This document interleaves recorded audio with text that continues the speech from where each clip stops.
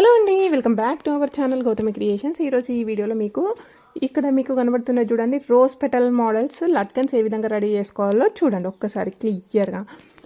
అదేవిధంగా ఇక్కడ చాలామందికి బ్లౌజ్ కటింగ్ అండ్ స్టిచ్చింగ్ చేసే వాళ్ళకి మెయిన్ వచ్చే ప్రాబ్లం ఏంటి అంటే బ్లౌజ్ యొక్క షోల్డర్స్ జారుతున్నాయి, ఏ విధంగా స్టిచ్ చేయాలి, ఏ విధంగా కట్ చేయాలి అని చాలామందికి అయితే డౌట్ వస్తుంది, అవునా?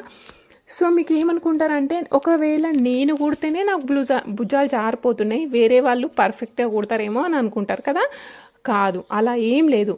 ఫర్ ఎగ్జాంపుల్ ఇప్పుడు నేనే ఉన్నాను చూడండి, నాకు 15 ఇయర్స్ కంటే ఎక్కువనే ఎక్స్పీరియన్స్ ఉంది. అదేవిధంగా మా షాప్లో మాస్టర్ స్టిచ్ చేస్తారు, వాళ్ళకు కూడా చాలా ఎక్స్పీరియన్స్ ఉంది. అయినప్పటికీ కూడా వాళ్ళు కుట్టే బ్లౌజులు కానీ నేను కుట్టే బ్లౌజులు కానీ కొన్ని జారిపోతాయి భుజాలు.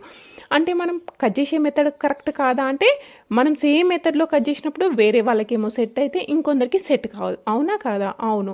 సో ఏంటి రీజన్ అంటే కొందరికి భుజాలు అనేవి కొందరికి వెడల్పు ఉంటాయి, కొందరికేమో గుండ్రంగా ఉంటాయి, కొందరికేమో చిన్నగా ఉంటుంది, అంటే షోల్డర్స్ అనేవి చిన్నగా ఉంటుంది, నడుము అనేది డిఫరెంట్గా ఉంటాయి.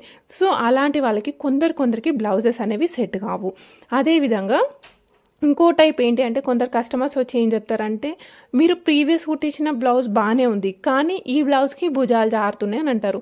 అంటే మనకు తెలుసు ఆల్రెడీ మనం ఆ బ్లౌజు ఈ బ్లౌజు సేమ్ కట్ చేసినాం, అయినప్పటికీ భుజాలు జారుతున్నాయి, ముడతలు వస్తున్నాయి అని చెప్తారు. ఎందుకు మరి అక్కడ రీజన్ ఏంటి అంటే కొన్ని క్లాత్లను బట్టి కూడా మనకి ఫిట్టింగ్ అనేది చేంజ్ అవుతుంది. ఫర్ ఎగ్జాంపుల్ ఇప్పుడు నార్మల్గా మనకి డైలీ వేర్ శారీ బ్లౌజ్ కానీ లేదంటే ఇట్లా పట్టు మోడల్స్ అన్నం ఉన్న ఫ్యాబ్రిక్ ఉందనుకోండి, అది కుట్టినప్పుడు ఏంటి అంటే బాడీకి అద్దినట్టుగా ఉంటుంది. అదే రా సిల్క్ అనుకోండి, రా సిల్క్ అంటే ఇట్లా కొంచెం దొడ్డుగా ఉంటుంది చూడండి, అలాంటిది ఎంత పర్ఫెక్ట్గా స్టిచ్ చేసినా అది వేరే వాళ్ళకనే కాదు మన బ్లౌజ్ మనం స్టిచ్ చేసుకుంటే ఎంత పర్ఫెక్ట్ ఉంటుందో మీలో చాలామందికి తెలుసు.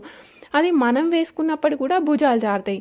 రీజన్ ఏంటి అంటే అక్కడ క్లాత్ అనేది దొడ్డుగా ఉంటుంది, అందువల్ల కూడా మనకి భుజాలు జారుతాయి. అంటే భుజాలు జారడానికి మనకి బాడీ మెజర్మెంట్ చేంజ్ అయ్యి ఉండొచ్చు, క్లాత్లను బట్టి కూడా చేంజ్ అయ్యి ఉండొచ్చు. ఈ విధంగా కొందరికి భుజాలు అనేవి జారుతాయి. సేమ్ ఇదే కాన్సెప్ట్తోని ముడతలు కూడా వస్తాయి. ముడతలు రావడానికి నేను 2 బ్లౌజులు ఒకేసారి కట్ చేసిన, సేమ్ మెథడ్లో కట్ చేసిన, ఒక బ్లౌజ్ ఏమో పర్ఫెక్ట్గా ఉంది, ఇంకో బ్లౌజ్ ఏమో ముడతలు వచ్చింది. రీజన్ ఏంటి చెప్పండి అంటారు. సో రీజన్స్ అనేవి అన్నీ మన చేతిలోనే ఉండవు, కొన్ని క్లాత్లను బట్టి కూడా మనకి చేంజెస్ అయితే అవుతూ ఉంటాయి, అవునా? సో అందుకోసమే మీరైతే విసుగు చెందకుండా, అంటే నేను కుడితే బ్లౌజెస్ బాగాలేవని అంటున్నారు, వాళ్ళు ఇచ్చే నెగిటివ్ ఫీడ్బ్యాక్ నాకు అవసరమా అని అస్సలు అనుకోకండి. ఖచ్చితంగా మీరు స్టిచ్ చేయండి, స్టిచ్ చేసుకుంటూ ఉంటేనే మీకు 100% రిజల్ట్ అనేది వస్తుంది, అంతే కదా. ఇప్పుడు మనం నార్మల్గా స్టార్టింగ్ కర్రీస్ నేర్చుకునేప్పుడు కూడా మనలో చాలామంది ఉంటారు, మ్యారేజ్ అయిన స్టార్టింగ్లో అయితే కర్రీస్ రావు, ఇప్పుడు మనం పర్ఫెక్ట్ అని అనుకుంటాం. సో అక్కడ 10 మంది ఉన్నా మనం వంట చేసి పెట్టగలుగుతాం, ఇది కూడా అంతే. కాకపోతే ఏంటంటే జస్ట్ ట్రై చేయండి. ఖచ్చితంగా నెగిటివ్ ఫీడ్బ్యాక్స్ వస్తే మీరు ఏం చేస్తారు, ఫస్ట్ సాల్ట్ తక్కువైతే సాల్ట్ వేసుకుంటారు, కారం తక్కువైతే కారం వేసేసుకుంటారు. సేమ్ అదే విధంగా ఎక్కడెక్కడ మిస్టేక్స్ వస్తున్నాయో ఆ మిస్టేక్స్ అన్నీ కవర్ చేసుకుంటూ స్టిచ్ చేయండి, ఖచ్చితంగా వస్తుంది. నేను చెప్పింది మీకు ఏ విధంగా ఉంది అనేది కామెంట్ బాక్స్లో కామెంట్ చేయడం మాత్రం మర్చిపోద్దు. అదేవిధంగా ఈ లట్కన్స్ కూడా ఏ విధంగా ఉన్నాయో కామెంట్ బాక్స్లో కామెంట్ చేయండి. కొత్తవి కావాలనుకున్న వాళ్ళు కూడా మెసేజ్ చేయండి.